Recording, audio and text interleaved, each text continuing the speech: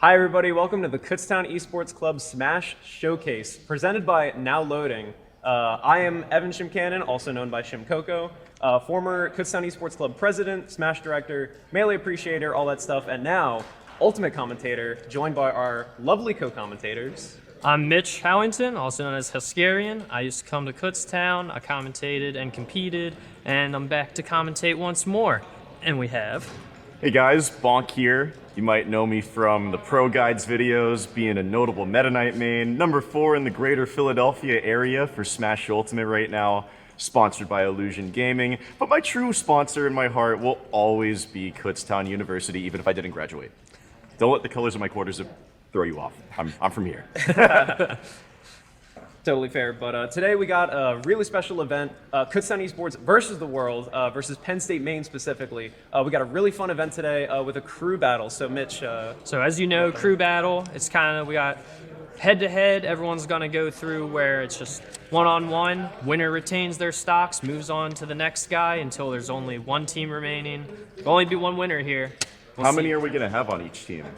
I believe it's 16 versus 16. 16? Yeah, so it's going to be a beefy crew battle. That's 3 stocks each? I can't even do that much math anymore. You know? Yeah. We're going to be here for a while. 48, maximum 48 stocks. Yeah, singles does consist of 32 people. I believe it's 16 from Kutztown, 16 from Penn State. It's going to be really interesting. We have a lot of the Penn State main PR, a lot of the Kutztown PR, which is sort of in the works right now. But yeah, it's going to be a big event. And I believe singles will start at 5, 6 o'clock, something like that. It should wrap up sometime around 8, but we'll get there. It'll be out when it's out. Yeah, absolutely. We'll get there. We will get there. Yeah, but speaking of Kutztown versus Penn State, yeah, we have a really, really rich Smash culture at Kutztown. You know, we've had a lot of really breakout Smash 4 and also players such as Bonk, Derek Knox, JRX, Melee players, I guess such as myself. I probably should have flexed my 10th in Philly ranking at some point. There you go. Yeah, but I mean, Mitch can flex his however many wins against me, and our about 50% set count always back and forth. Something like that. It's like 200 to 201. We'll figure it out one day. But yeah, should be a really fun event today. I think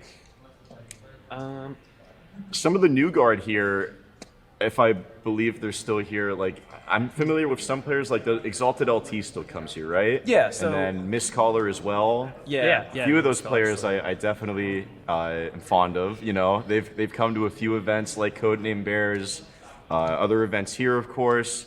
And I think over the years they've come into their own pretty much. I heard that Miss Caller actually like made it out of pools at a recent con tournament. Okay. So I'm proud of him, you know. Yeah. He's young Misky. Yeah, he's risen up because when I was with Kutztown for a very long time. I've seen it since like Brawl and PM kind of rise up and come down. Miss Caller, like when he first got here, he was very nervous. He's really solidified and cemented himself in like, not mentally, but like in his gameplay too.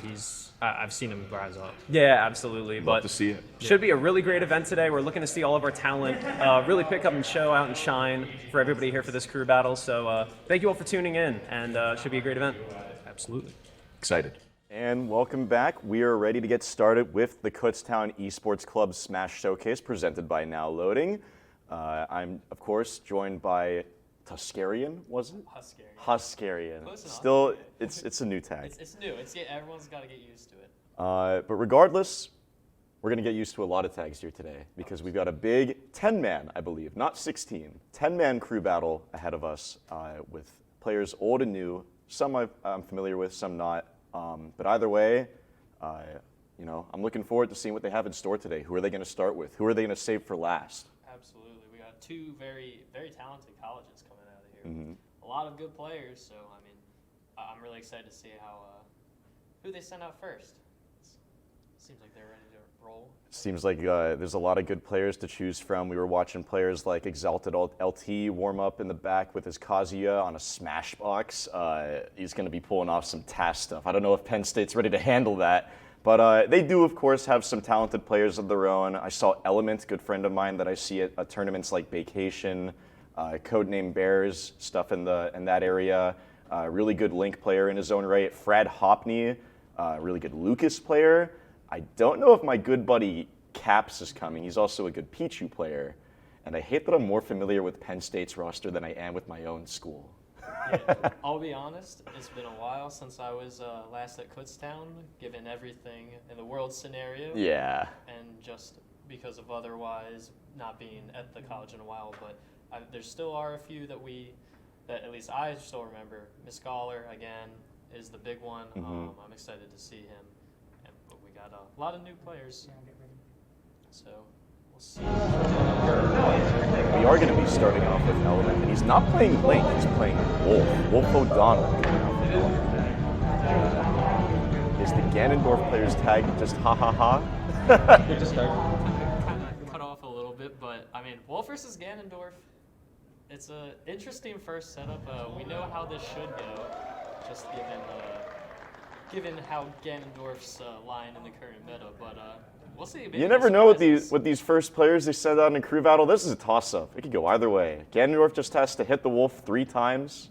Might miss a line of recovery here and there, and that's easy pickings for stuff like a Tipman or a down air. Exactly. Or he could just go for edge cancels to look fancy. That's a good way to intimidate. So far, I mean, they're just swinging right off the door. They're just going in each other. Yeah, nice short hop to avoid the flame choke at the ledge there from Element. Not a whole lot you can do in the corner, so it's really easy for Ganondorf to set those up, especially with it being unreactable. But Element just a step forward reading that. And he's starting to kind of mount a comeback a little bit here on this first stock. Again, stuffing out the flame choke. Now with Haha on the ledge. Gonna grab that neutral, got up good stuff. It's evened up right now. Oh, almost catching the high recovery with the Wolf down smash as well. He's really he committed to that edge guard. Really caught Ganon struggling to recover, as he always does. Still kind of there goes the first stock, but getting back to stage for Ganon is one of the toughest things for sure. He is such a linear, easy to exploit recovery that Element's just taking advantage of so far. Yeah, it doesn't go far. It doesn't have barely any big hitbox on it. It's just a command grab. They did buff it so that you can no longer rock crot Ganon, which is when you tech on the stage and just hit him out of it. But now that move almost functions like a Project M turbo mode move almost, with how quickly he can jump out of it. Exactly. While we were talking, we saw that he got a nice up smash. I mean, that's what you can't let Wolf just live forever. Once you get high enough and get that rage going, it's really hard to mount a comeback for Ganon, outside of just random straight hits. He just has to kind of swing if he wants to close out those stocks. Yeah, and he's going to be swinging with that up smash. Catch him with the large swipe up there. Only one more hit really is in between Haha taking this back, but right now, still pretty much neck and neck. If you think about it, a super heavyweight like Ganon, he's only getting started. Nice avoidance of that neutral air. And the miss tech is going to put, I believe, KU ahead by 2 stocks to 1.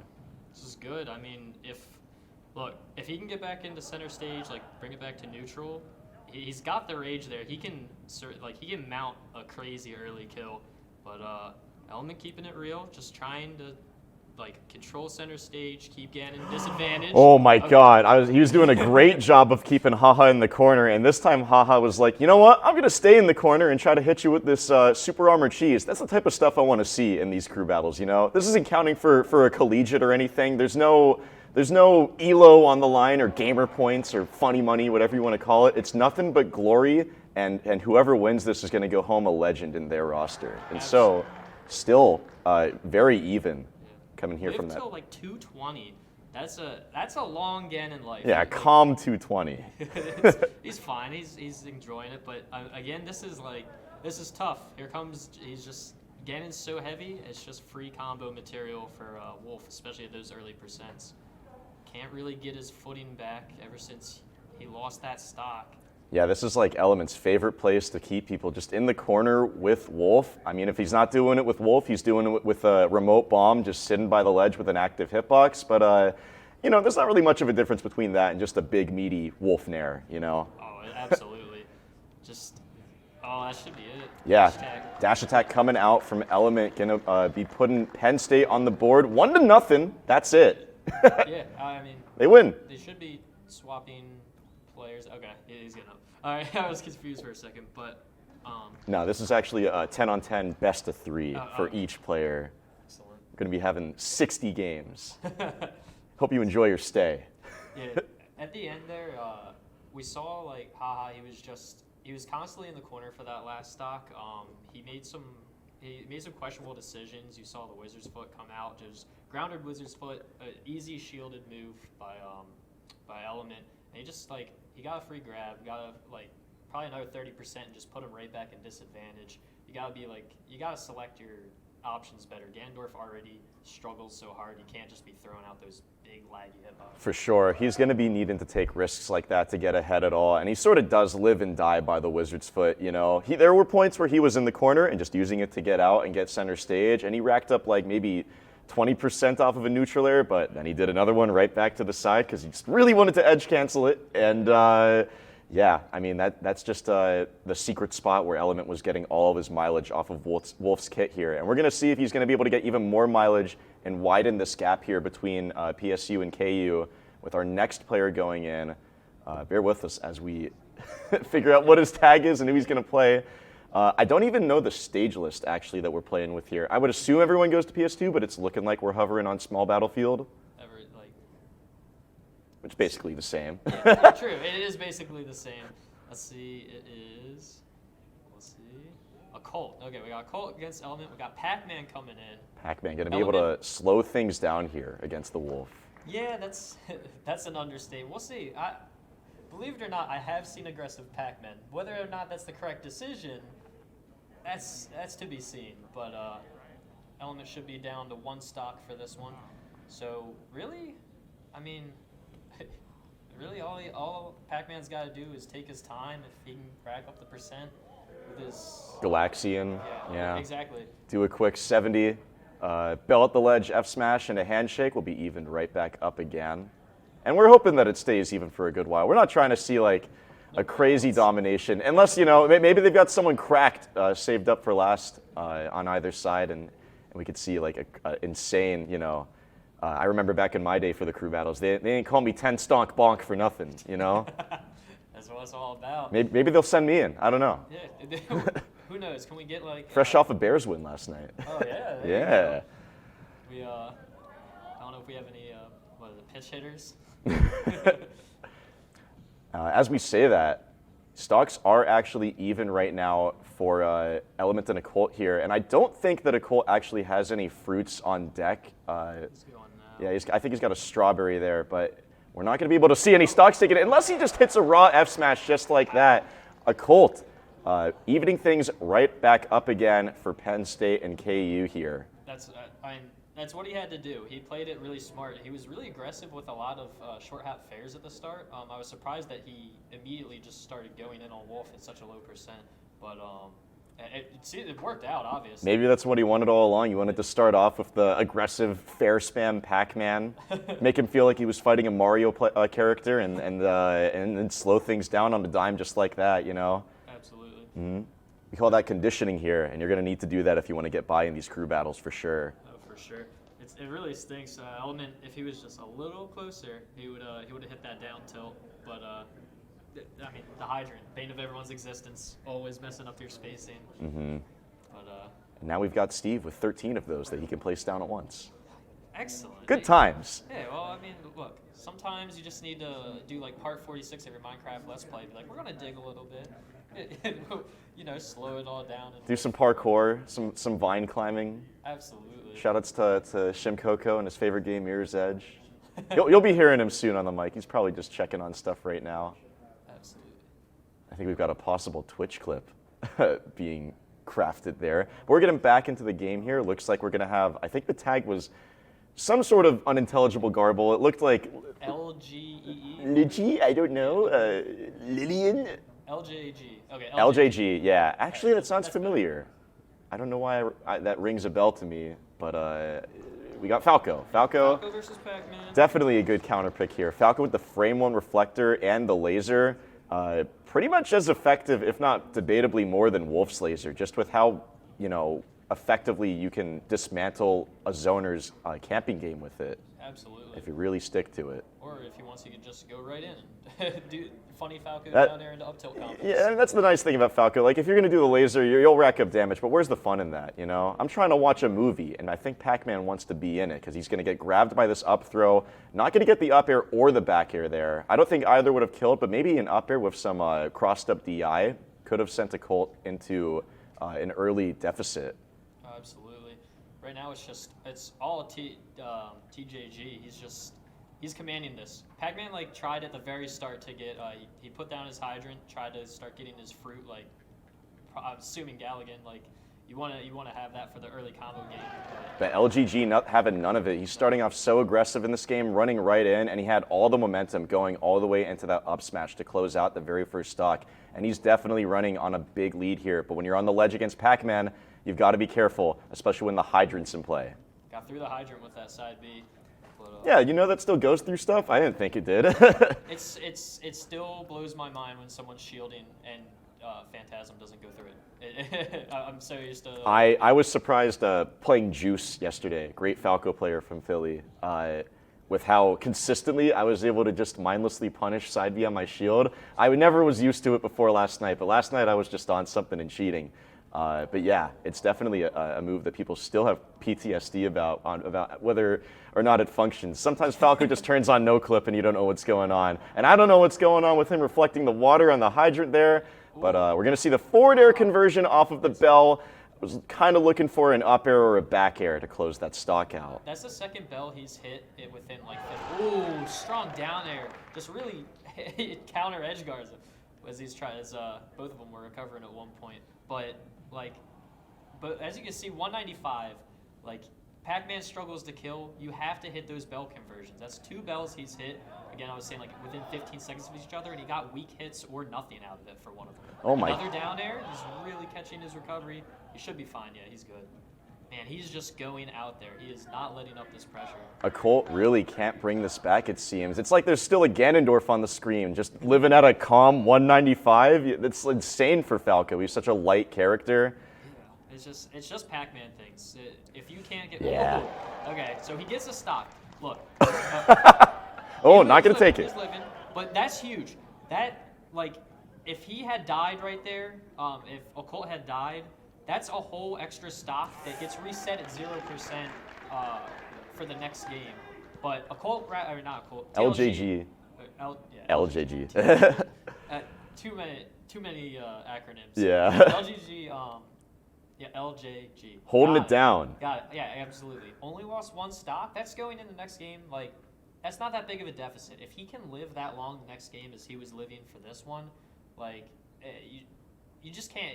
You can't let that happen in crew battles. You have to seal those stocks as early as you can because, like I was saying, 195% means nothing if the next game you reset at 0. And the key really for all of that is composure. You know, Falco, I feel like, is just such a.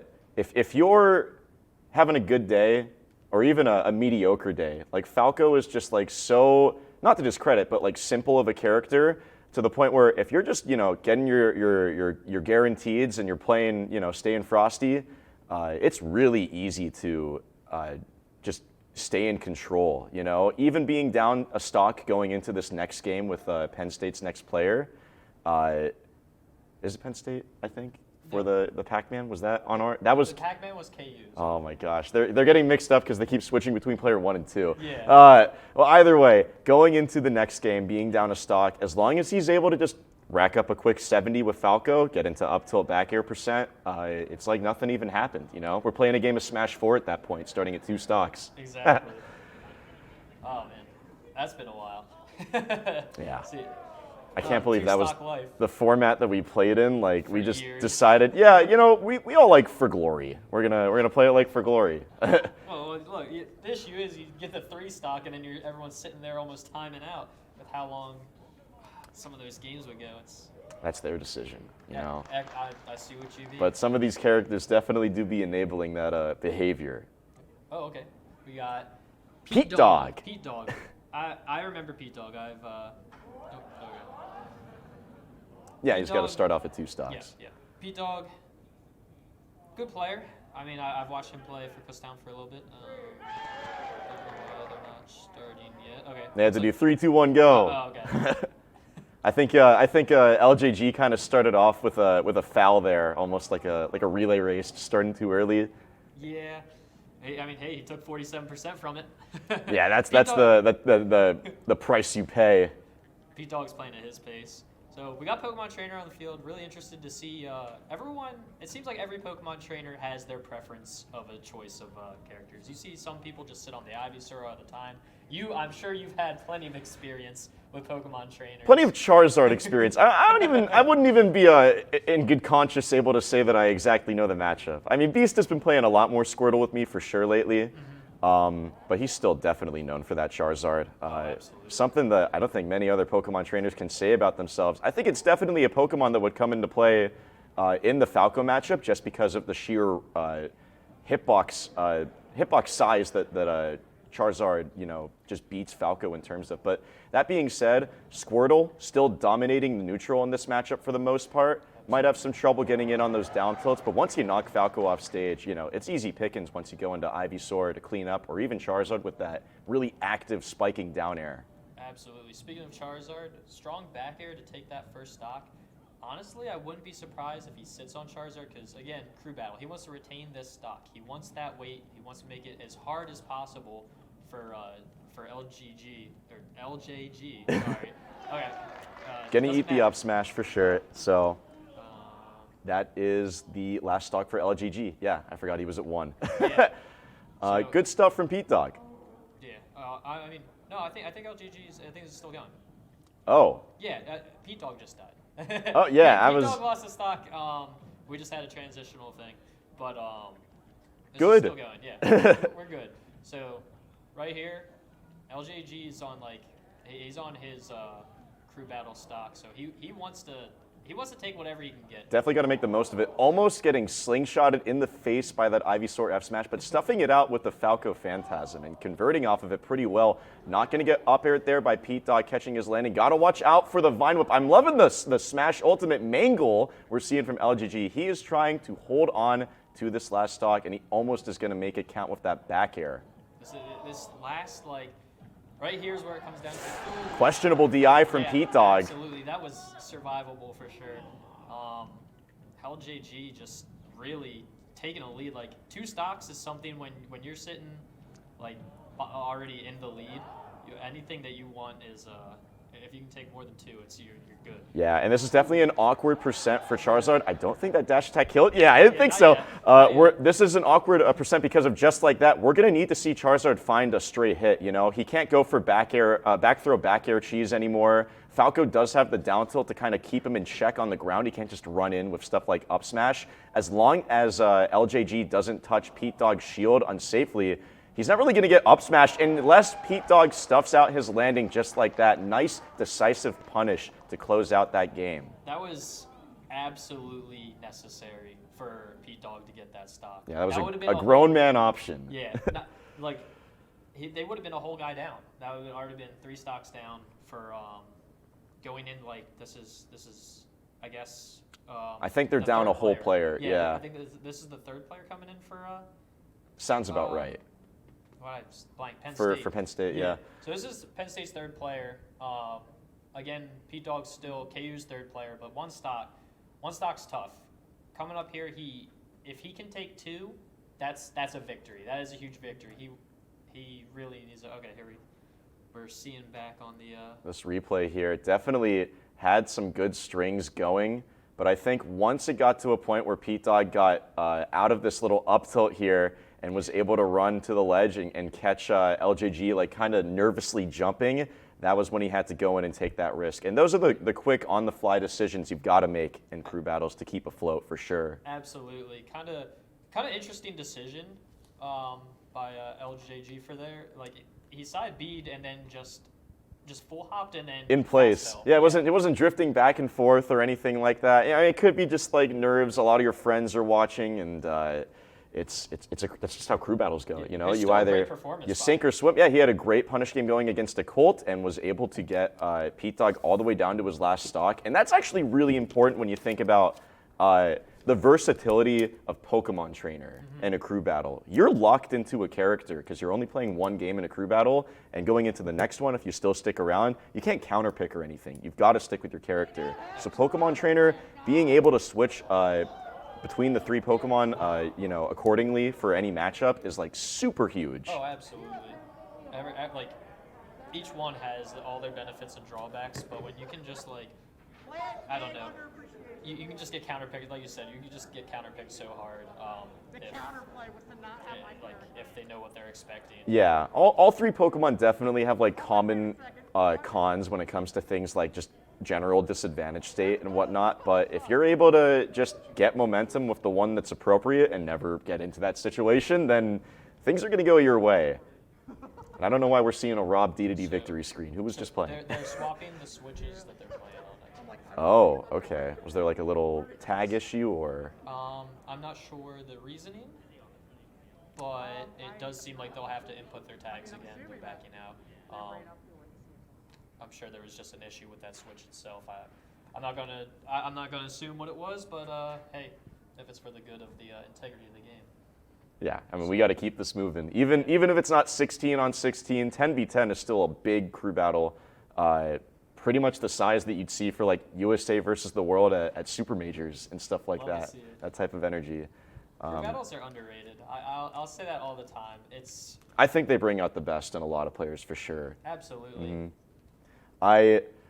I've talked about this with a few of my friends actually. I think that crew battle should be like a staple format at major tournaments. I don't really understand the logic behind like having a bunch of players sign for like an organization and then they have to like meet each other in bracket and only the strong survive or something like that. If you had a whole roster of top players for an organization fighting in like a crew battle bracket, like example TSM versus Panda Global or something like that, like just everyone on their teams in a crew battle, provided they sign more than one player, you know? It'd be really cool to watch. Even if you could just assemble a crew with your friends and stuff, like, that's a good time. Yeah, absolutely. I completely agree. I'd love to see more love happen to the, I'd love to see more of the diverse, just like...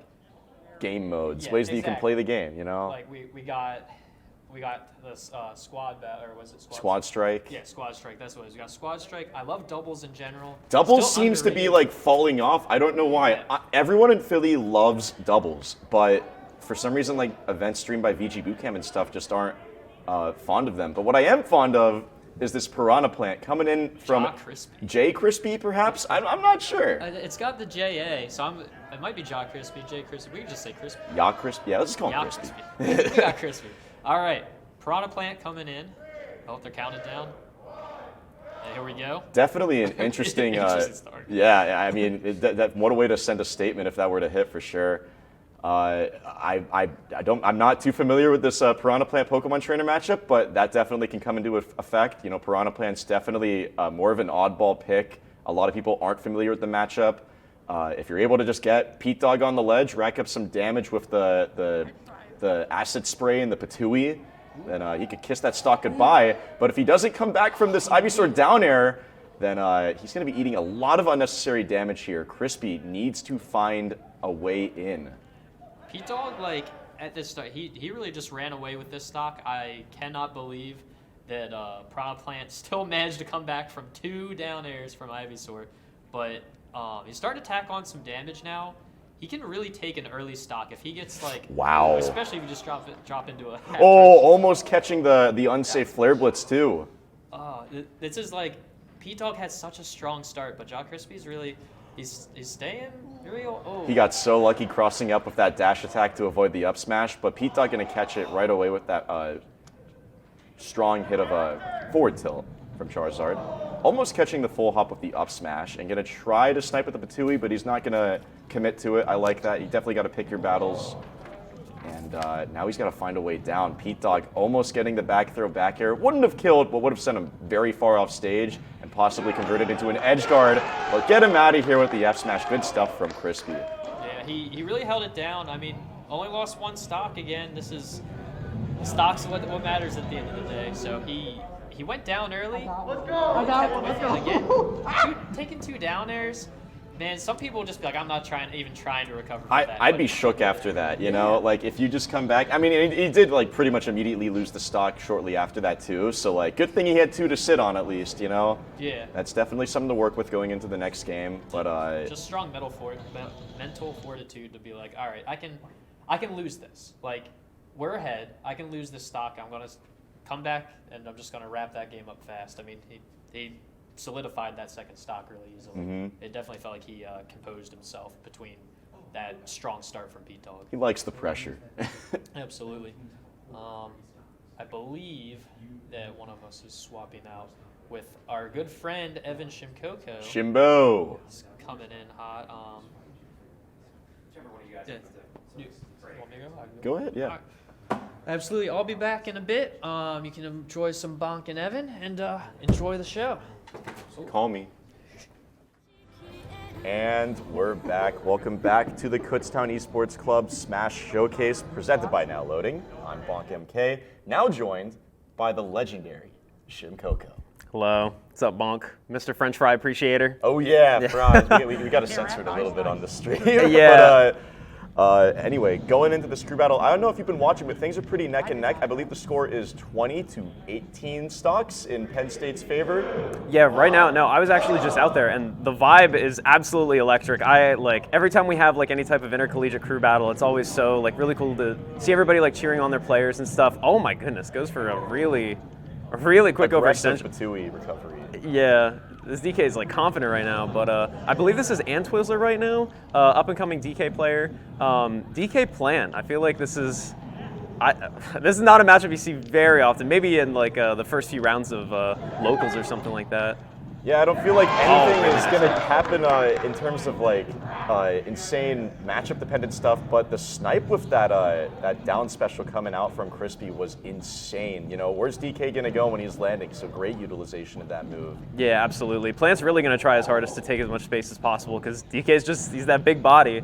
He's got so much space that he covers, so let's see how, it just kind of forfeits that space to just charge a donkey punch. The donkey punch for the crew battle. You got to hit in the crew battle. And he did. Wow. He traded He really tried. with the down special, but the armor is just going to tank all of it. Crispy's, a dead man walking. He's going to die to this cargo back throw. Sounds about right. Nice, really good. Yeah, I just saw a clip on Twitter recently of a Puff resting. I believe it was a Plant doing that down special, and a lot of people kind of are catching on that, hey, you could just kind of challenge him out of that. There is a hurt box on that big old neck. That's very true. Ooh. Oh, the berry on the F smash. That was really interesting. A little too early to convert with a donkey punch, but nonetheless, going to keep each other in disadvantage. Both of these characters definitely eat each other alive once they get popped into the air. Absolutely. Speaking of eating each other alive. Yeah, not much Twiz can do to escape from that area that the Patui covers. It's probably super potent in this matchup for sure. Yeah, absolutely. Kind of missed timing these parries, unfortunately, but really looking trying to get in on this Plant right now. And maybe goes for a jump read right there. Trying to catch the high recovery with the up air. Still sending them back off with the up special though. And again, the aggression with this down air. And again, trying to cover the high recovery with a forward air this time. Yeah, he's trying to catch a high recovery that hasn't really been happening, and kind of gives up that interaction right there. Gets him back to stage, and then trying to go for some F smash read, another F smash read. I think if he just tried to cover all options with that tech chase using a up B, it would have been curtains for Crispy's stock here. But he's gonna be mounting this comeback with the forward smash. Twiz not making it onto the ledge. You can hear the crowd even from this isolated room we're in. The energy is unbelievable. I'm glad I can hear it because it's an aspect I love about crew battles for sure. Yeah, absolutely. It's so cool being out there. Everybody's like theorizing strategies, talking about what matchups they're comfortable with and stuff. So who are we gonna send in next? Oh, why didn't they work? It choked. Yeah. So I mean, I think.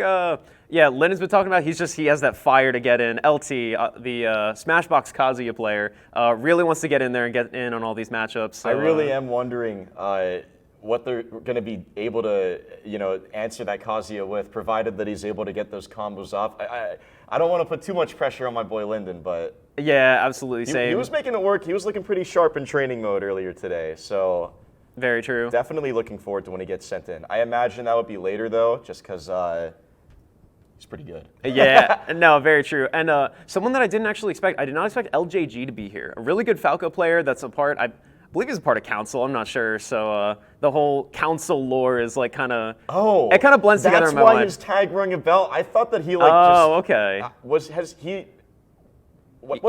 He goes here, right? He goes to KU? No, LJG goes to Penn State. And Okay. he was actually just playing. And the thing about, I think it's him and Frad Hamna, both really, really strong local players. So I didn't expect either of them to come, honestly. So and I think Frad's still waiting. We got Lyndon waiting, Miss Caller waiting. A lot of really good players still that want to show their stuff here. Yeah, they're coming up, so stick around for them. Yeah, Frad Hopney, I wasn't even sure that he'd be coming either. I know he's a really good player in his own right. I think he came close to even beating myself one time. Okay. Yeah, he's a really talented Lucas, and he's got a win, I believe, over Pelka that he got across up the regional. Really seasoned Brawl veteran, top Snake player from the New England area, so that's like an insane win. Yeah, Pelka, Arya, and I think MRW, like the Incineroar player. Yeah. I think, that was, I'm pretty sure Frad took that. I'd have to look at PG stats again, but overall, a really solid player that hopefully maybe we'll get to see at some point in this crew battle. I really want to see every talented player show. I'd really like to see, and I imagine you'd want to see, it go down to the wire. For sure. Yeah, see a really close battle. I'm looking for a good fight. Yeah, absolutely, same. So I think they're probably theorizing out there right now. Like we can kind of hear some talking in the background, but like I said, the vibe is just incredible of like having one of these events again.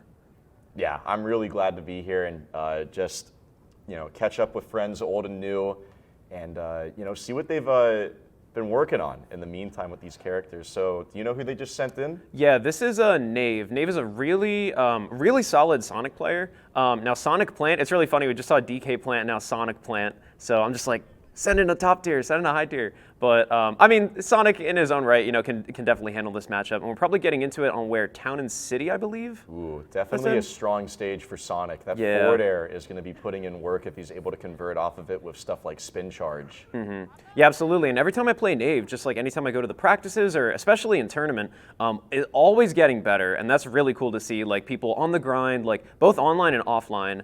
And I believe we're getting into it here, 3 stocks to 1. I think the score would be 19 to 16, 19 to 17. It has to be a like a factor of 3 or something like that. Yeah. I don't mean to get mathematical on them, but someone's got to do it. Yeah. Well, speaking of mathematical, that was a very calculated forward air right there. Not going for a jump read, looking for the F smash read on the ledge. Trying to just hold stage, and I definitely respect that. You don't want to get like too carried away with the holding forward until someone dies. He only has to take 1 stock. He can take this with a pretty brisk pace, Nave. Yeah, absolutely. Forward tilting Crispy onto the spring. That was really good awareness right there. Yeah, have a fun ride. Oh. Yeah, he's juking him. He's kind of juking him right now. Yeah, I'm loving this movement. Definitely keeping Crispy on his toes. Almost getting the 2-frame with the F smash. Okay, I feel like up tilt probably could have led to a lot more stuff right there, but JaCrispy kind of playing a little conservative, but I feel like you kind of can't do that in these types of crew battle situations. You want to go for those really like confident reads to just get all the stocks possible for your team. And we're going to need to see more of that stuff like up smash coming out here. Yeah, I think he's starting to sort of warm up a bit here. Hopefully not too late. Do something to catch that up smash. Okay, I'm going to charge the spit in your face. Ooh, that's always fun. Oh, I think you probably roll and up smash that, but Nave possibly feeling some pressure here. I am liking these timing mix-ups, utilization of the acid spray to kind of mask what option he's going to pick. Absolutely. Some good character-specific tech coming out here, and the up B just straight up beating the spring, but it won't be enough. The forward tilt's going to close out this game for Nave. No stocks lost on his end. Nice. Now, I think it'll be 18-15, I believe. So Kutztown in a bit of a deficit. So Penn State is really going to look to push this lead as far as possible. I wonder who they'll probably send out versus, a bit of like a patient Sonic player. Yeah, Sonic's one of those characters in the crew battle where you come back and look at the boys, it's like, who likes Sonic? Yeah. And everyone's just like... Yeah, it's so funny. You're like, yeah, I mean, like, maybe I'm back there. I don't know. Like, that's really funny. I wonder if they'll send out maybe like a zoner, because Penn State does have like a lot of zoner players. A lot of people in their PR, like, they got like a lot of Lynx, a few Samus players, the Miis. If we see a Mii versus Plant, so we'll see DK Plant, Sonic Plant, me Sonic. That'd be pretty funny. Yeah, But- definitely. I mean, I guess it sounds like what you'd see people playing in a college environment. For Yeah, sure. that's true, Is that where yeah. they're coming from? Yeah. Is this the Hive? Yeah, this is where everybody's coming from. All like your local, like, I don't know, your local cheesers or something like that. They're all from Kutztown and Penn State apparently. Mm-hmm. But no, I mean that was a really good game. I think when you're in like that situation where it's like you just need to close it out, like you can kind of like feel the pressure there a lot, and that for some players, like, you know, that could be like a little too much. So, but I mean now we'll have like an even like 3 stocks to 3 stocks, and versus Smoops, who is the I believe number 4 player at Penn State, Rob player that from what I was seeing from friendlies earlier. And especially looking at results from SAPS and other like similar tournaments, really, really solid. So Rob Sonic, do you have any thoughts about that matchup? Who's gonna go in? Yeah. That's what it sounds like to me. I mean, Rob is like such a skill. I hate to say it, but he's a skill expressive, air quotes, expressive character. Yeah, in quotes. You can choose to play hyper defensive, hyper offensive, or a mix of both. Like, he really can do it all. You know, so many players have just picked up Rob and done well statistically at these majors and stuff. Very true. Orion rank won't stop reminding us about it. Yeah. Yeah. I've never seen Smoops play. I don't know what to expect. But I think if he tries to match the pace here of Nave, and it looks like he's going to be trying to wall him out a little bit here with these nairs, very methodical Z drops coming up the gyro as well. Oh, that was great coverage right there to get him as he's trying to run away to center. Already all over Nave right now. This is kind of ridiculous. Yeah, this definitely does feel like a matchup where if Rob has momentum, he can get a lot done really quickly against Sonic. And unfortunately, Town and City, Roof isn't what it used to be like in Smash 4. So the up air, not even remotely close to killing. But this one with the sus DI Yeah, is going to close it out with a 0 to death. I think our first 0 to death of the crew battle coming out from Smoops. Yeah, wow, that was just an incredible stock. Like, what a way to set momentum. It's like if you need to pick up a lead, it's like this is your guy. That's what he's saying right now. Yeah, looks like he knows his stuff for sure. But Nave kind of moving around too, kind of navigating around the gyro there with some interesting spin dash movement into the homing attack. I'd love to see more of that schmicks going into these stocks to kind of close the gap and getting caught by the arm rotor. Town and City's side blast zones are close enough already. You're as good as gone if that touches you anywhere on those platforms. You hate to see that. Nave really can't get anything started, let alone, you know, just absolutely dying, basically, I mean, getting 0 to death and then dying at what, like 15%? Crazy. Yeah, Smoops is looking unstoppable right now. And when you're playing a character like Robin and Unstoppable, that's a problem. Yeah, that's scary. Definitely got to send in like a Meta Knight to clean Yeah. it up. You know, I'm free, guys. I can take my break. Yeah. Are alumni allowed? Like, hey, we fit. That's actually an even matchup. Speaking of even matchups, Don't tell me that F Smash just killed at 60, bro. Oh my gosh, Smoops. That's crazy. Looks back to the crowd. Wow, yeah, he's popping off. He just kind of played like. This is what I love about crew battles. You get a game of 3 stock like that, and you look back to your boys and like. Yeah, and then they're just hyping you up. There's no other feeling. Honestly. Yeah, it's really cool. It's really cool to be in that environment because I feel like there's so few environments where it's like, you know, it's like if you're at a college or maybe you're representing your region at like a, you know, literally like a regional or a major or something like that. Like that feeling is just like really cool. Smoops is definitely feeling it right now. Yeah, for sure. I'm really curious who Kutztown is going to be able to send in. And it looks like it is going to be Young Misky. I imagine we're going to see the Mario coming out potentially. Most likely, yeah. Definitely like insane combo potential, like crazy kill power, especially on Rob, a big body. I mean, the discourse is that he's just big. Rob's a big boy. He is big, indeed. Yeah, he's too big. So. Yeah, I definitely think we're going to see Mario here. I think he's also got a Palu in the pocket, but I'm definitely sure that we're not going to see Wolf because I don't hear good things about that matchup. Yeah, I guess, I don't know. I mean, I'm hoping, yeah, there we go. There we go. We're going to see Mario. Yeah, for those who may not know, Miss Caller, really solid Pennsylvania, New Jersey Mario and Palutena player. Also roommate of mine, longtime Smash 4 Ultimate veteran. Yeah, the lore. And, you know, we're going to go right into it because Smoops did not lose a single stock that last game. So getting it started already, down air, forward air. Hopefully we'll see, you know, Miss Caller make some quick work of him here on Yoshi's Story. Can't believe you idiots are playing on this stage. Hey, I'm not the TO anymore. Oh, my God. Yeah.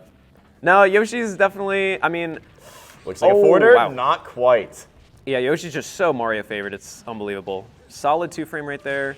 Wow. Wow, that's the top like, of the forwarder, looking like a Ganon forwarder with yeah, how high that hit seriously. him. Wow, really impressive start from Miski right here. Yeah, and who knew? Smoops, he bleeds. Yeah. He's actually down to stock. Who thought it could happen? Almost gonna Yeah. get the Nair Oh my side B God. off that gyro. I saw the fire in his eye. Yeah.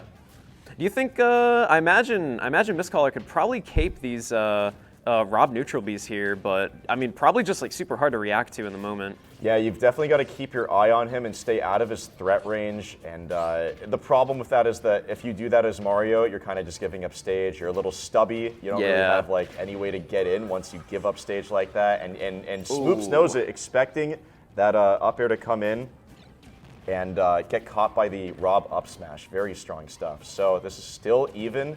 I mean, Mario, of course, very notorious on Yoshi's story, but I would assume Rob's got his own cheese that he's capable of too up his sleeve. Oh yeah, absolutely. I would be scared as Mario going to top plat. It's like, yeah, you're confident you can get like these up air confirms and all that stuff, but I mean, like it looked like he could get something started right there. Rob can just do so much. Yeah, Smoops had the awareness to go for that next up tilt That was incredible. off of the whiffed one, but it doesn't even matter. He's going to just hold advantage and running away with like this momentum right now.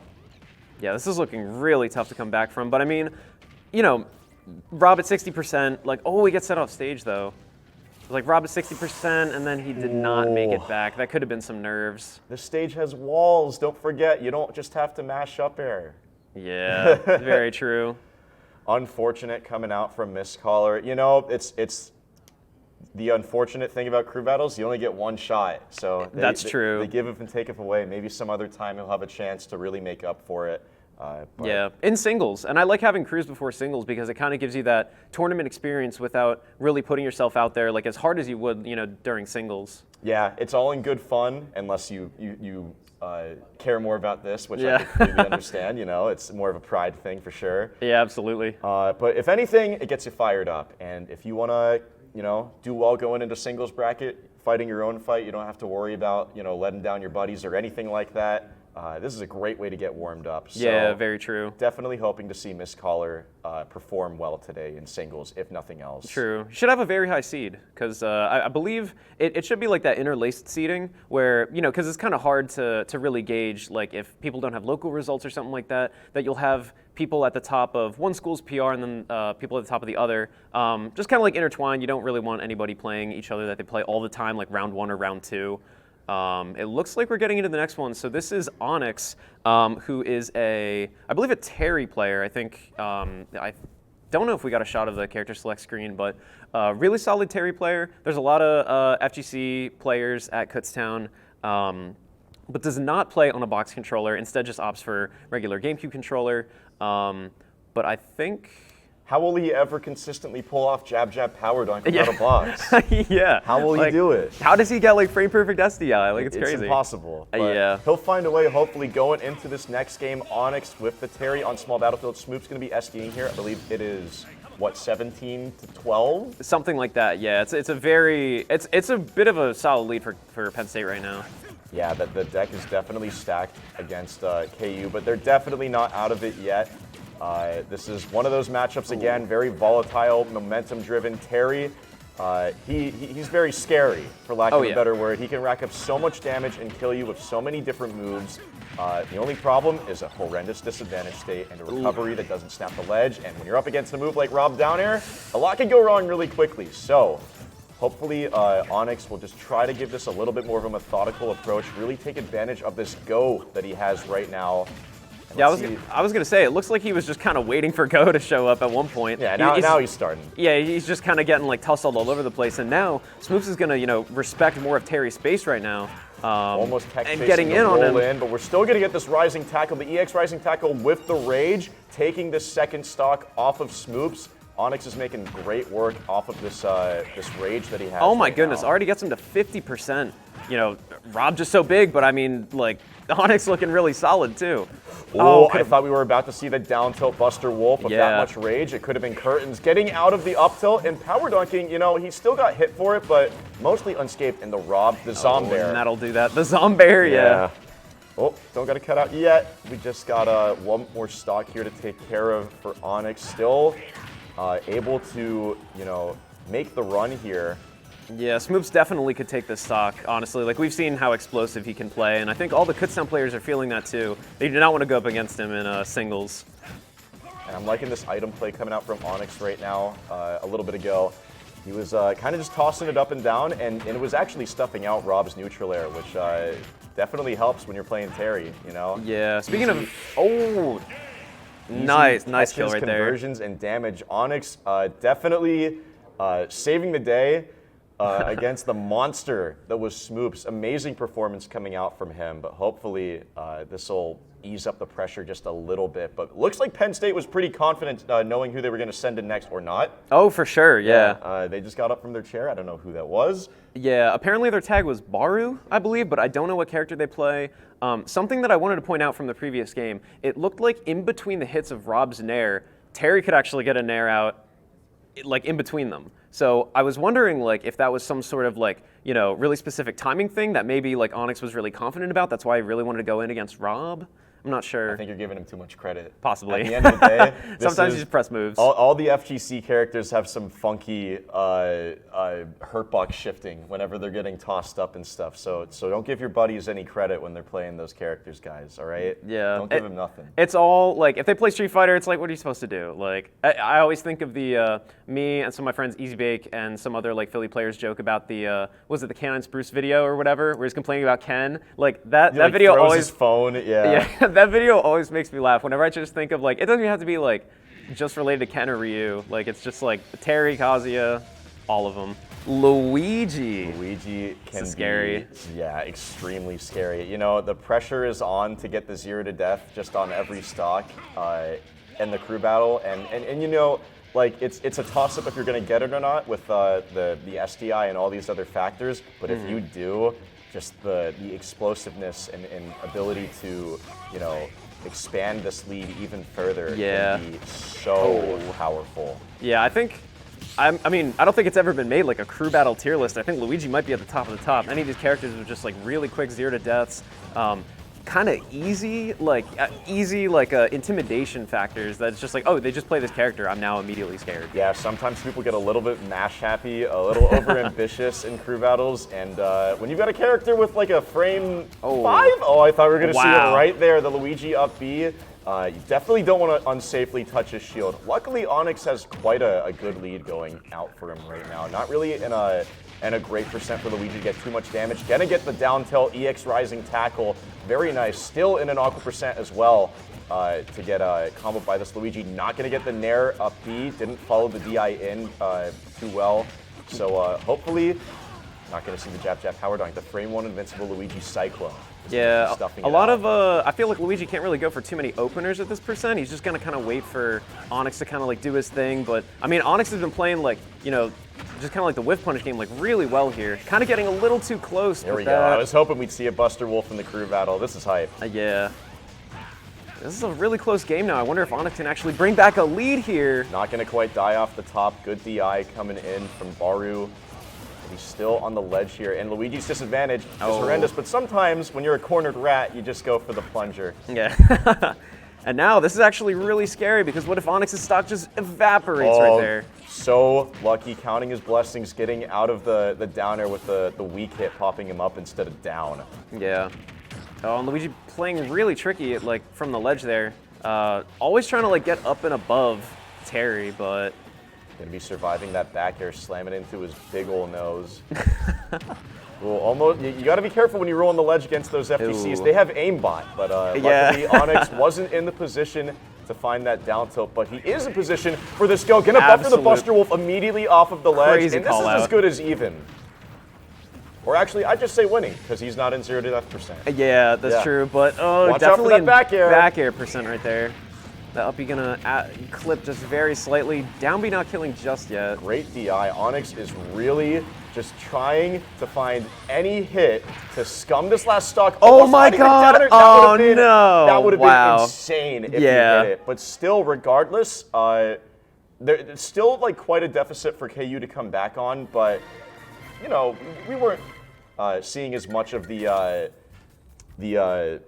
the potential that Luigi has to like really, terrify the entire team. Like that sends a message. When there's a Luigi who just knows his strings and is able to get those guaranteed 0 to deaths, it can be, more frightening than Who Likes Rob or Sonic or whatever. Yeah, Who Likes Rob? Yeah. No, I think the Bar didn't really get that many like chances to like get the 0 to death. I think we only saw like 3 grabs or something like that, and even then like only getting like 20 to 30% off it, like kind of like everybody could see that it's like, okay, maybe I don't have to worry about this potential threat as much. It does look like he knows what conversions to go for at least. We did see the attempt for a Nair up B when tech chasing on the platform, so maybe he just needs a second to wake up. He's still got 1 stock to make it work going into the game against KU's next player, so I mean, even if he gets like 1 0 to death, it could be, that's already huge. Like you already like did your job at that point or something. So could be massive. Yeah, absolutely. Sure. So I think who is that? Oh, we are gonna see LT, the Smashbox Kazuya player, FGC Luigi into FGC Luigi. Like that's really interesting. But I mean, Kazuya has like so much cheese of his own. Wait, like, this is an FGC character? I thought this was a Luigi Ditto. Oh, yeah. It could be. It's Luigi versus Giga Chad Luigi, right? Yeah. In theory, yeah. No, it's absolutely a Luigi Ditto here. I can't even imagine what like a Luigi Ditto in a crew battle would look like. It'd just be like so goofy. But we're about to see it, so yeah, that's gonna be awesome. Who knows how this could go?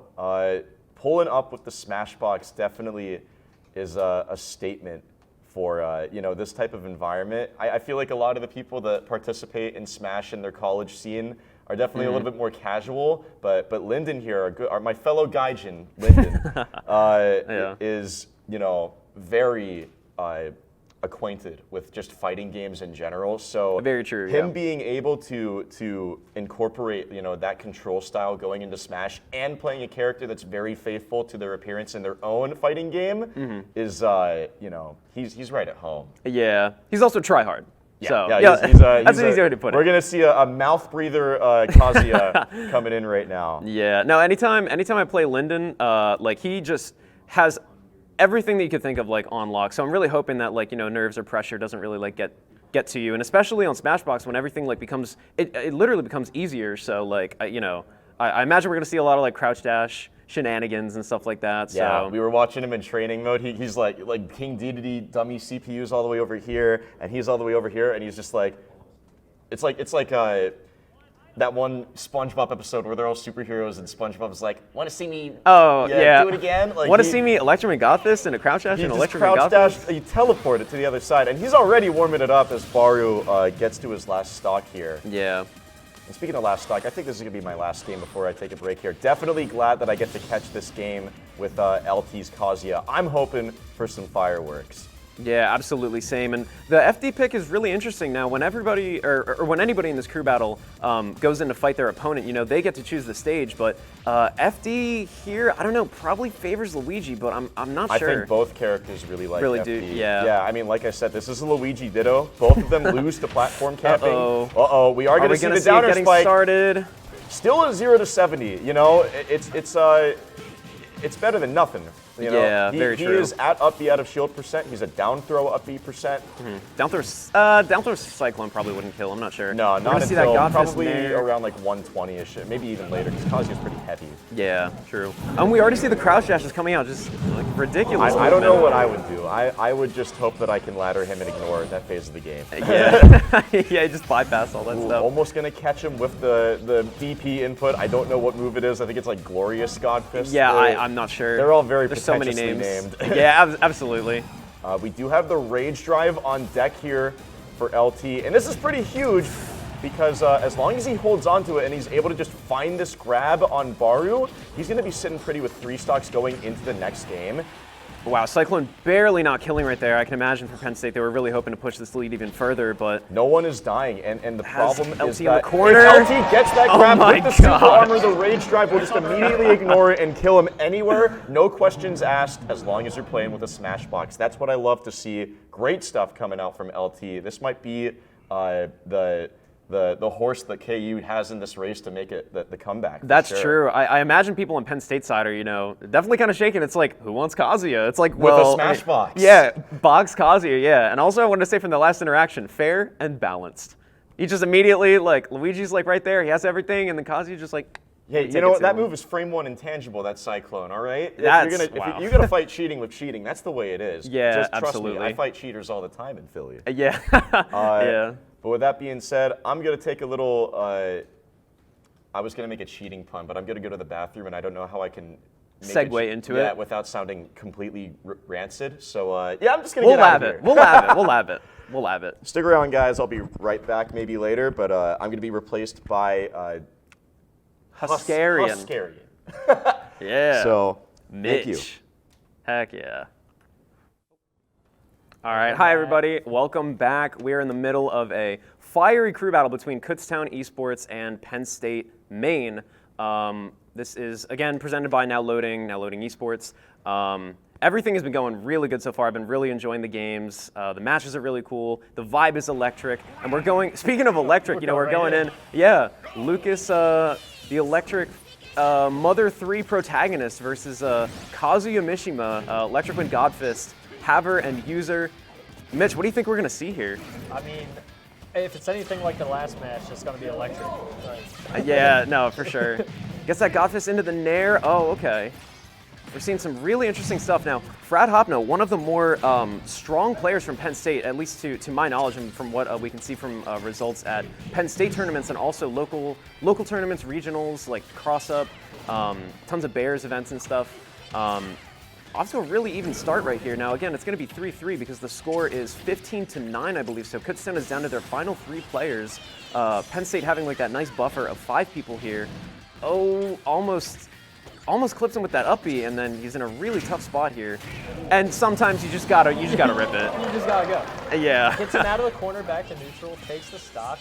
That was the best decision. Yeah, for sure. So Frad kind of feeling a little bit of pressure here. I mean, he's been playing good. Both of it, like he had that pressure at the end of that stock. Just oh, I'm gonna close it out with that forward air right there. obviously not caring. Obviously not caring about what just occurred. Now it's really hard to pick up on people's play styles in the middle of, just in like a 1 game, like 3 stock, basically an exhibition prior to bracket. But I think, Lucas can kind of do the same stuff he always can. And almost barely makes it back. Yeah, that was really scary for a second, but LT having the composure to pull back to stage right there. All right, gonna side beat a ledge. I think that was actually really smart. Showing it, it's like I do have this recovery tool, I'm going to use it. Oh, absolutely. Oh, the Zaire strings into the dash attack almost gets him. LT has not been ever able to regain stage control. It's just been all. He went so deep. What was going on there? I cannot tell you from the magnifying glass what occurred. Wow. But he really just stuffed out LT's any chance of hoping to come back. Already at 70% off that combo right away. Oh, and that into the down air, and that's it. Oh my goodness. That is it. That was kind of brutal. Absolutely ran over LT that last 30 seconds. Yeah, absolutely. Wow, I'm just like really stunned. The one interaction on the second stock, like I wouldn't have been surprised if either character made it back, but I just wanted to see what was going on, and it was so hard to see. I don't even know. Kazuya went low, and I don't even know what Lucas did just to prevent him from coming back. I don't know if he caught him with the PK Thunder while he was recovering himself, but it seemed like it came out after the stock was already gone. That was crazy. I think maybe he tried to up B, but I mean he lived literally from like the bottom corner of the blast zone. Absolutely, gets so much more distance than Ness does with his recovery, but yeah, for sure. I mean. And, as Kazuya in that situation, there's not much you can do. And, speaking of not much you can do, that whole last stock was just kind of, he just kind of got... Ever since he took the first stock, the first stock went down with, I'm not extremely familiar with Kazuya's whole his kit. Yeah. But it's very scary, let me tell you that. I've very seen scary. That. I mean, like, even like on the first stock, that was really... grounded play, which is like what you're supposed to do. Like he was getting all of his like solid openers and stuff, and it was looking like a really even game. And then Frad just kind of like held stronger composure. Oh, absolutely. And then just kind of like again went with it. After that first stock, it was just complete dominance. Yeah. He constantly had Kazuya at a disadvantaged state, either off stage or nowhere near center stage. No pressure really went into his favor, and it was just he was just running a show over him. Yeah, for sure. So I believe Kutztown only has 2 players right now, JM and Sergeant Kaito. JM being a Bowser player, I believe, and Sergeant Kaito being a Link player. Link and Captain Falcon, now we're actually going to see Sergeant Kaito right here, so I wonder if JM will be their anchor. I mean, Link, Lucas, I mean, I actually do know on the top of my head, Sergeant Kaito is probably like one of the better players, like if not the best or one of the best players at Kutztown right now. Okay. Everybody talks about his play, like he wins all of the tournaments. And going Captain Falcon instead of Link. Interesting. Yeah, I feel like Link would have held it kind of better against Lucas, but we'll see. He could prove us wrong right now. Yeah, very true. So we're going to see this Captain Falcon here getting a solid grab right there to start this stock, put on some pressure. And then is he? Oh, okay. Wow. I was thinking he could probably just cover it and seal the stock right there, but He's an explosive start. Nothing crazy, kind of just the bread and butter stuff, but yeah, very true. Which It's- is what Falcon is known for, you know, exactly. in like every Smash game. Okay. Still just kind of keeping him off stage. I would think as a Lucas, I'd want to go up against the Falcon way more than against a Link, and Frad kind of showing, hey, I can get these combos started at any %, you know? Yeah, he's not afraid. So far, like, I mean, I feel like his recovery is going to be the toughest option against Lucas, but he has not even been near, like, knocked off stage yet. So. Okay. Yeah, very true. Run Up Gentleman, the Fatality God Classic. Yeah, just sometimes you could just do it and it's awesome. Yeah, absolutely. Speaking of doing it, Lucas just kind of like naring all over the place. Aaron through the stage, I mean, he's not really catching anything so far. Hasn't really had any momentum swing in his favor. It's just a lot of stray hits right now. Yeah, true. Oh, nice okay. to bait out that air dodge, and the F smash is going to kill from center Wow. stage from just over 100%. Really crazy. That must have been some sort of like bad DI or something like that. Maybe he tried to like hit stage and tech. He kind of got caught teetering at the edge there and just ate that up smash. That was interesting. Kaito using a lot of late nairs, which I imagine is probably really good in this matchup. He should be able to punish this. Wow, just misses the up smash. just missing. I don't know what you could have done there. Maybe just like a grab to play it safe or something. And that shit, again, another missed up smash. He's really reaching to close this stock. Down B won't take it. In these types of situations, you know, if you're the player that you can sense the like that desperation from the other player, you just want to try to play it conservative, and that's what Frad's doing right now. Oh, Like he's just like, I don't need to, you know, overextend. I'm just like undershooting everything. Yeah, he's throwing out. Zare's catching it. He knows that right now Kaito has to approach. Not Yeah. only because it's Falcon, but because of that dev stitch. Nice back here. Yeah. Never heard that one before. Oh, that's funny. I was hoping we get at least one today. At least one. It always that's comes funny. through. Yeah. It has.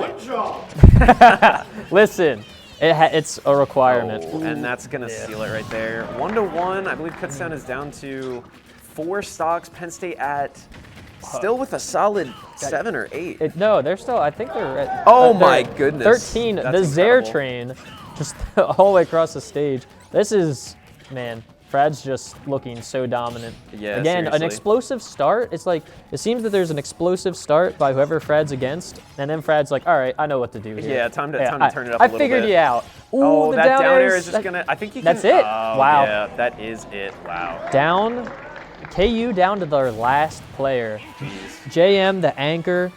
At least coming in. I think it would be JM. JM is the Smash 1 team captain of this year for the Smash team.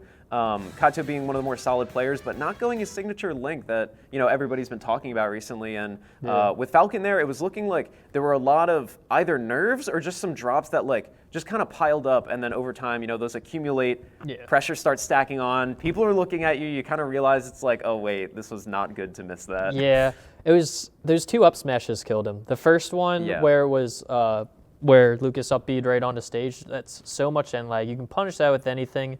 He's short. Up smash is a Yeah. weird hitbox. That's very If you true. don't get that scoop, you're not going to usually get the second hit. Yeah. And he missed it twice in a row. You had to.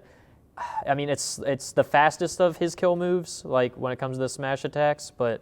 You kind of had to hit something that you know would have hit, even a down smash or something. Yeah, true. It's like at that point, you could kind of sense the desperation kicking in. So I really hope Kutztown as a whole isn't kind of feeling desperate that they're down to their last player and they have to go through a gauntlet. I think it's 13 stocks. That should still be 13. Penn State players, jeez. It's either I'm either incorrect with 13. It could be 9 or no.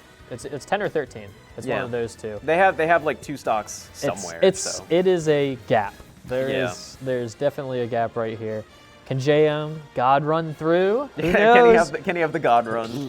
Dude, Bowser, big bad Bowser could Yeah, come in. Bowser and Lucas though. I think I don't know. Lucas is gonna eat that for dinner, like I don't know, like Kid Cuisine or something. It's Get it? Because just- he's like 5 years old or something like that. Yeah. I don't know. I haven't played Mother 3. He could be 5 or 5,000. I don't know. He's a little baby Baba. Yeah, something like that. So he's a poor little child. he's looking at this like a frozen cosmic brownie on a Kid Cuisine plate. That's what I'd want as a young child. But I don't know. It looks like we're getting into this final, hopefully not final battle. You know, we want to see this come down to the wire, but Yeah, definitely want it to be closer rather than further. But True. I mean, the reality is this JM is the last hope. So that is very, very true. I didn't see what stage Yeah, they picked. we did not see what stage they picked. Okay, just Battlefield.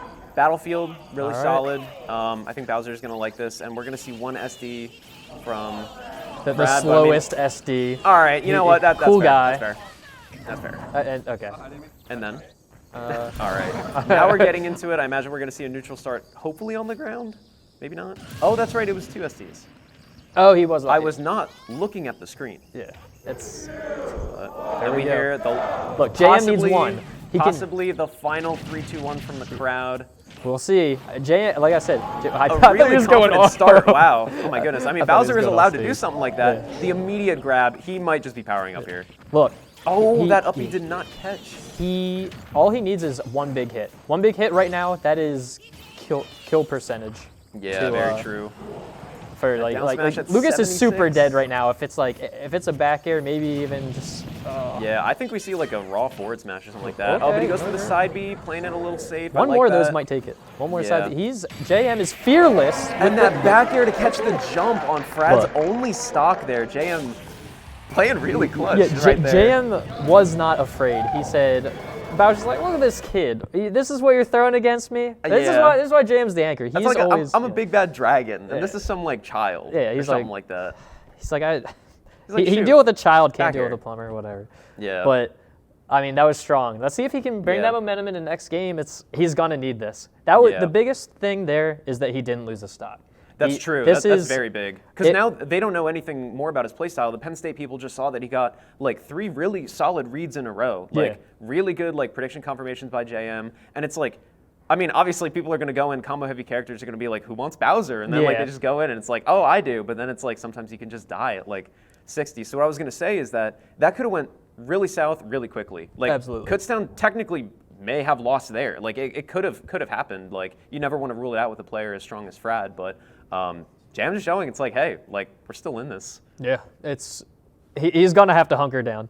Yeah. He can't afford every stock he can't afford because he's still got to go through, I believe, at least 3 more players. Yeah, 3 or 4 more players. I think it's like 3 more players. I think I'll say the safe 3, but we could have Yeah. the secret 4th, the hidden Yeah, boss. I will say a player around JM's skill level, his name is Crimsona, and he does not go to Kutztown anymore, but once took 15 stocks in a crew battle. Crimsona took 15. Yeah, I versus would a have loved to player see or that. versus a team that I will not say, but you Oh, know, yeah. hoping to Ice. get a performance like that, JM going in versus Ice, On the Mii swordsman. Mii sword fighter Sword player. fighter. What? Sorry, my bad. Swordsman. Swordsman. Sword. Sword per. Oh! Oh, with the shield break! With the He shield break! breaks his shield with the down B. and No he- way! What an close incredible enough to the start! ledge. Oh my! he Oh took my goodness! Wow, 10%. JM just so strong right now, but my goodness. Oh my goodness! He said, "Me? I haven't seen one of those in forever." He just Yeah, he took wow. him out right away. What a side beat too! I know. He's Wow, just he's playing confident. really solid. Absolutely. He Almost is gets him with that confident. back air too. He does not care. He will take these trades like as long as he can retain this stock and end ices as early as he did with the first one. Oh, really great down tilt there. Now it depends what Ooh, it Mii should be an sword up fighter smash. recovery it is, but gets the up smash anyway. JM absolutely playing incredible. this is man, crazy. This man is breathing life back into Kutztown. Yeah. Some co-commentators would say that he's mouth breathing right now. I would agree. But gets that up air, was an nice. early death. That's what Penn State needs. They don't need like it to be every stock this Nice game. flame If breath. they can just chip down at least one stock every game, Yeah, you want yeah. more. You want more. You want to take everything you can get. Yeah, this is but a bit of a- they're playing their advantage, and that's what they need. Very true.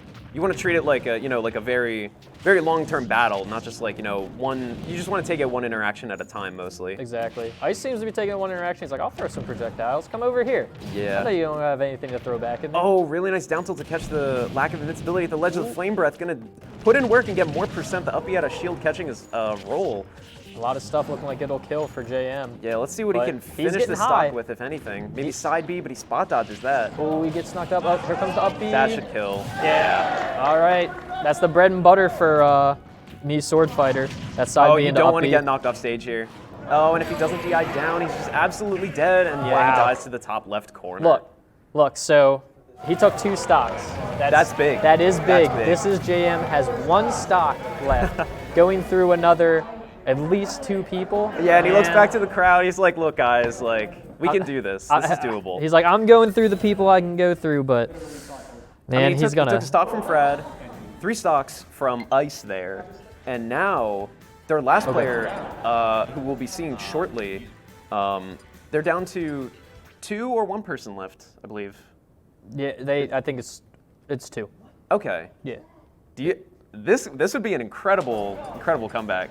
Yeah, it's Incredible's definitely where to be. It'd be a miracle. It would be a miracle. It'd be pretty legendary, yeah. I know the Penn State people are looking at this Bowser and they're thinking like, whoa, like. Bowser just walked up and beat just one of did our that. best guys. Yeah. And then just ran through that Mii Sword Fire. I mean, I can't say ran through. It looked dominating when he got like the way he took those stocks, but again, he lost 2 just from Sword Fighter doing huge. Sword Fighter. If he kept 2, that would have been like huge. So I think the Penn State players are definitely going to be more confident with like a more like overextensions and approaches like that. Oh yeah, they're just gonna go in. They know they can. They Yeah. have all 6 these stocks. stock like. Yeah. Oh, of course they can. Another me. What Wait. are the odds? All right, we got We me see Gunner another coming me. in. We got Wow. the gang is all here. Yeah, can JM go through the gauntlet of me's that Yeah. Penn State is presenting? And Me team. I think we're going right into it on small battlefield here. Okay. Oh wow. All right, throwing that grid. Interesting. He's just gonna wait. He might just be disrespecting it here. He's just like, look, I'm not doing anything. He's like. Oh, and takes some damage right there. Tries to go for a really solid read. Look, but, I respect him sitting there like, Yeah. this is how you want to end it? You're just Yeah, going to start that's funny. zoning me, Bowser, with all these projectiles? Look, I respect it from, like, Penn State's out here to win. Yeah, They're that's coming out true. here, he's like, I don't care if you got 1 stock left. Oh. I'll pepper you with as many things I Yeah. can shoot. And he is. Jam It's recovering working. here. Yeah, they're just throwing so many projectiles at Bowser, and he doesn't really have the most, potent options to deal with it. Yeah, he honestly just has to take half of it. He has to let his shield go down if he wants to approach. And what's stopping Cloud from going to the other side? you Yeah, know? for sure. I believe this might be Matt, one of the PR Penn State players, I think. I think I saw a me player named Matt. Okay.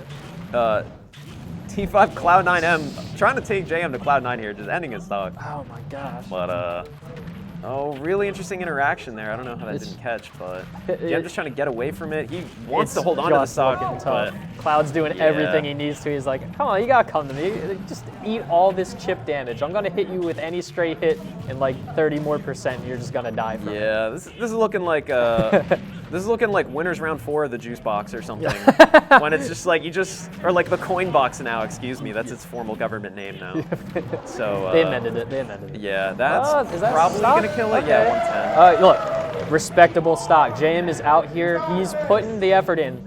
I don't know. I might have seen what's going on the stage. I'm like, whatever, whatever, man. But he's out here Oh, are trying. we That gonna is a see- BM. There is no reason for that many pummels. Yeah, I bet if you were to Look at ask like this. any top player what is are any of the Mii's kill throws, they wouldn't know. And like, Yeah, but that's just it. gonna close it out. JM with a really solid effort going through a final gauntlet of players, but Penn State at the end of the day just just really just playing rough. solid and yeah. That's how KU was. They crumbled. They crumbled under the pressure, just like your chips crumble And as they you did crush not the come ball. out a Yeah. diamond. See, all the chips on their shoulder, it's like, they were there, but it's like they kind of got like creamed and it was pretty sour. So, I mean, if you think about it, it was, yeah. That was great ad-libbing. That was great. That was good. I'm proud of that. myself. That was funny. I'm proud. You can say they got cheesed. That should Like be cheddar it. cheese, like, that was an original one. That, Yeah. I'll give you that. Don't be salty at You're- me. Stop. Let me compliment you. Okay, thank you. Let me it was witty. It was fast. It was. What, my ad-libbing or the crew battle?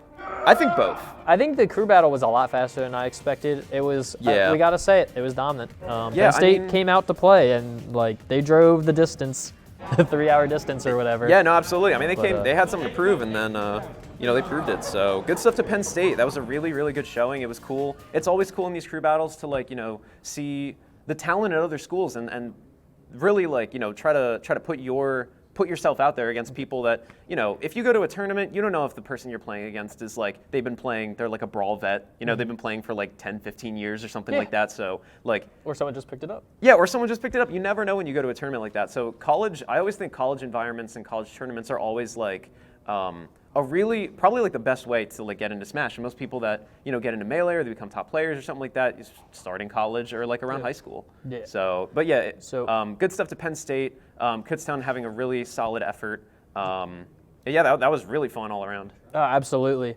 But this marks the end of the crew battle. We are going to have some interviews coming up with some of the players that you saw, probably from both sides, I'd assume. So again, it was great watching these guys come out and play. And there was some good moments. There's definitely some highlight reel stuff going on in Absolutely, there. But for sure. good stuff again to Penn State. So Absolutely. Yeah, I believe we'll be transitioning over then just shortly. Yeah. So until then, I mean, yeah, that was a great time. Most of the crew battles are usually around an hour to an hour and a half, and I believe that's how long this one was. But again, great prep for singles. So Absolutely. great event overall. all right, we'll be right back with interviews.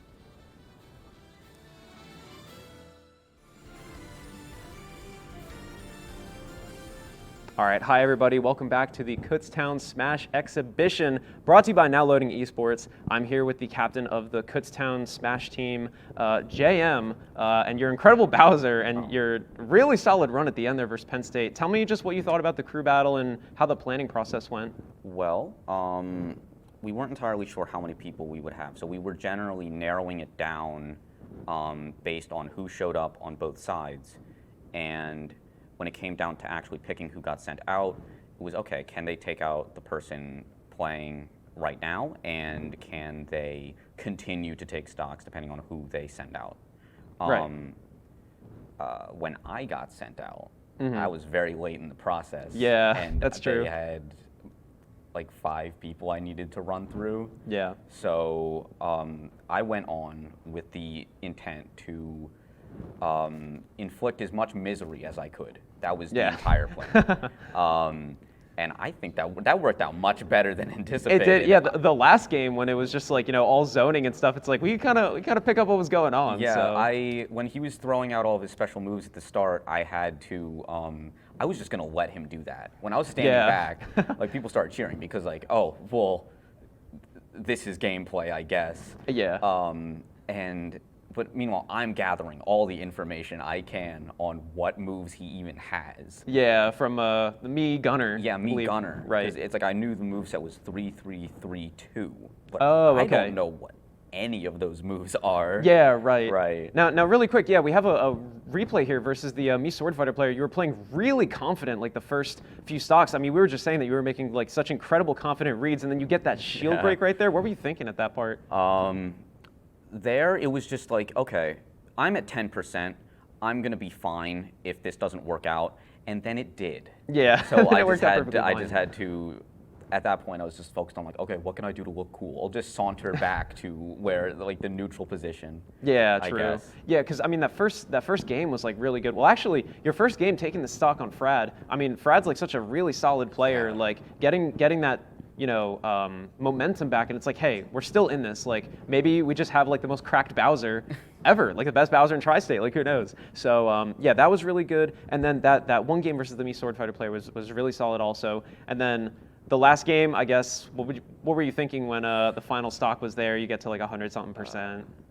I do not, in high stress scenarios, I don't focus on the amount of percent that I have because I'm playing Bowser. I can live as long as I need to. Right. It's if I get hit, it's okay, I get hit.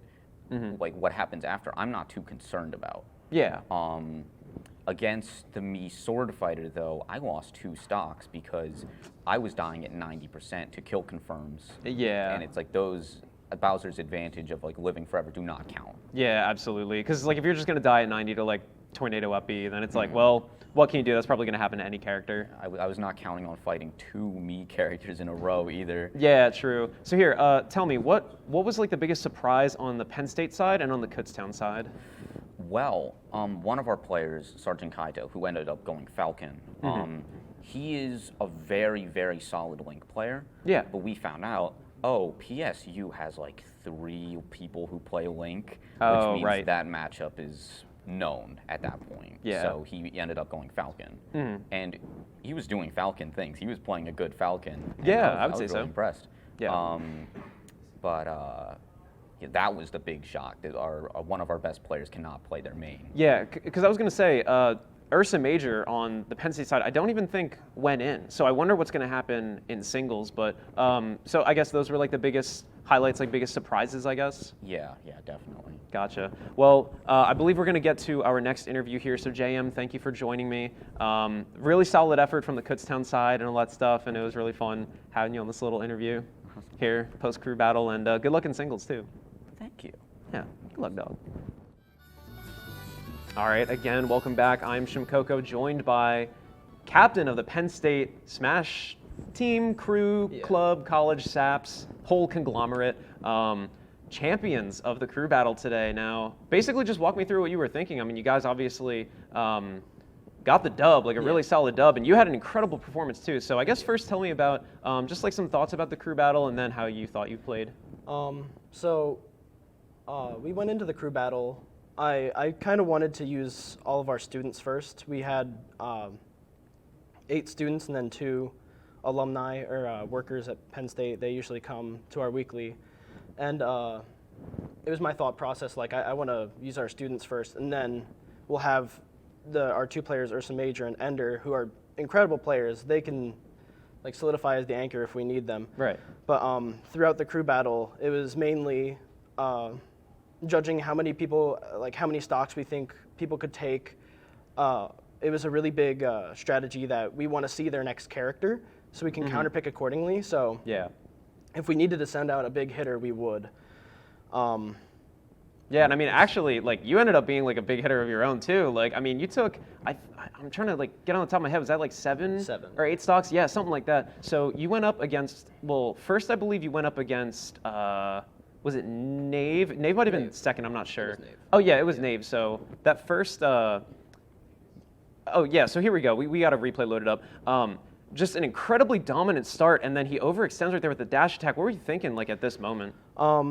Well, I was trying to maintain my lead right here, so it's kind of lame, but I'll just run away and wait for them to make a mistake, and Yeah. when they make a mistake, I'll capitalize off of it. Right here, I know people will try to fish for something, an early kill, Right. and then when I side B here, people usually drift low to avoid anything else, but I'll catch that with the side B to get an early stock if they don't know about it. Perfect. Because I mean, I guess like it's the opponent's job to kind of like, you know, figure out what they're looking for in like that sense of desperation. Because you're sensing like, you know, what they're trying to think, and it's like there's this whole like mind game and stuff like that. So, but yeah, no, that was a really, really solid performance versus Nave. And then next was who you faced after that. I'm trying to remember on the top of my head, but the Mario, yeah, Misscaller. One of Kutztown's like, you know, more strong, solid, veteran, ultimate, and I mean previously Smash 4, but ultimate players. So I don't know, what did you think when you saw that he counterpicked Mario to Yoshi's? I was really nervous because I've had trouble with the Mario matchup in the past. I'm not really good into it, but I was just hoping. I know Yoshi. I've never really played on Yoshi's either, so I was thinking maybe the top blast zones are a little bit smaller. I can kind of cheese out with a couple of early up air kills. Yeah, true, and you did actually. I think you got like it was like an up tilt, up air off. If like 90% it kills on Yoshi's. That's crazy, and it's like some characters, it's like, you know, they have their strengths, but your character has their strengths. So you know, something like that is something to take into consideration. So how do you think the other Penn State players did? Were there any like surprises? One surprise was JaCrispy, who played Prawn Plant.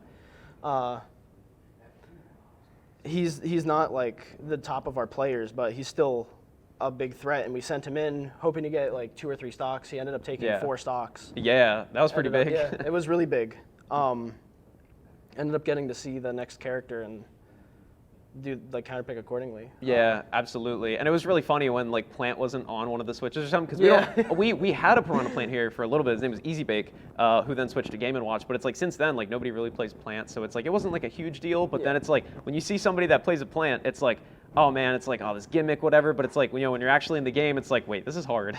It's hard to deal with. And we pretty much threw him in when there was like one stock left. We tried to catch him out with matchup inexperience. Yeah, no, absolutely. And that could be like huge in a crew battle too, because you only have like one game, 3 stocks. Yeah, you can't adapt. Yeah, exactly. Yeah, so you can't really pick up on any like habits. Like they could show you something that you didn't really expect or anticipate. So I imagine like a lot of your players were thinking that, and it must be good prep for singles. So how are you feeling about just everybody's performance for the rest of the day? I don't know. I think everybody that came here today was extremely good at Penn State. Mm-hmm. I think we're all very good players, and I think anything could happen in bracket because all of the people here today, except for like 1 or 2, have top 8'd at SAPS, and SAPS Smash at Penn State usually gets like 40 to 50 people sometimes. Yeah, true. Like yeah, they're big. They've all top 8'd, and it's scary. They're all scary players. Yeah, and it's like when you have people that play each other like all the time every week, it's like you kind of get a feel for their play style, and especially in a crew battle, like you get to understand like what their strengths are and like when you should send them out, whatever. So it's a really cool like group effort like that again. So I wish you luck in singles. Thank you again for coming. It was really cool to see you guys and all the crazy tricks that you guys had. Those were really fun crew battles. So good luck, my dog. Thank you. Yep. And we're back with the crew battle being behind us. I mean, that was really fun to watch. Penn State really hit the ground running at the start. But it was only like they were up 1 player until the very end, until the Bowser player had to come in, and he really did almost like, bring it back. Mount the comeback. Yeah, exactly. He was at, we said it like 5 times today. Yeah. The start with the shield break was like incredible. Just the schmuckery going on with all the navigation around the projectiles from the Mii onslaught that he was up against, Yeah, and just waiting. Yeah, and the hard reads were just so entertaining, if nothing else. And it really did almost get close to neck and neck by the end there. So I'm glad, that's just, it's them's the breaks with crew battles, Yeah, very true. A lot of heartbreak and a lot of heartwarm. Yeah. In more ways than one. I like that. But yeah, no, I wanted to say, like, it started out, like, really even, and I really liked seeing, like, all the strategy going on, like, being out there and on the floor and, like, seeing what, people are talking about and, like, watching the games happen and, like, people just cheer for each other, like, that's always really cool. And unfortunately, unfortunately for Kutztown, fortunately for Penn State, no bias. I have to turn this around and hide this. But anyway, yeah, no. I'm biased. Look at these colors. Yeah, absolutely. Wow, I just noticed. That's crazy. I didn't mean to. Go Lions, yeah. But no, yeah. Fortunately for Penn State, they did come out with a big W and didn't even have to show like 2 or 3 of like their better players from what Smoose was just talking about. Yeah, they started off with the students, and then the alumni were saved for the end. Yeah, definitely. So I wonder, well, if singles bracket is going to have 32 people, and Penn State brought 10 people, I think. So there's 22 Kutztown people. Wow, I love math.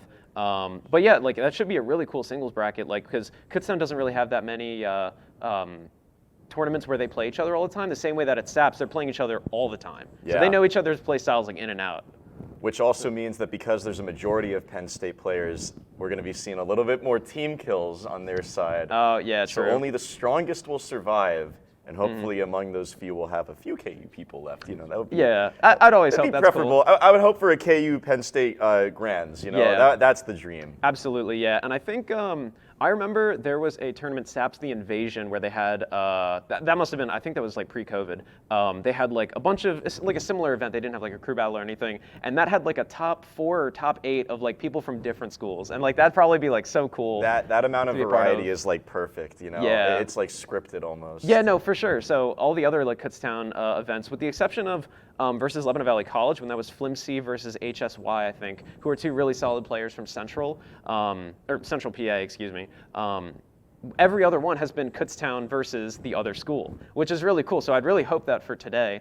But judging on seeing what we saw from the crew battle, maybe in like a best of 3, best of 5 environment, we're going to see a lot more like adaptations. Yeah, that'd be good. Maybe some strats that people held back when they were up for only one game, or maybe people are gonna, let it rock and keep doing what they're doing. Yeah. And maybe the other guy won't even adapt to that. Yeah. You never know. It's Yeah. It's the mix-up. It's the layers. Yeah. No mix-up. That type of deal. Yeah, absolutely. So that's definitely going to be fun to watch, and you're not going to want to miss it. Stick around till 3 p.m., guys, where we're going to get started with singles.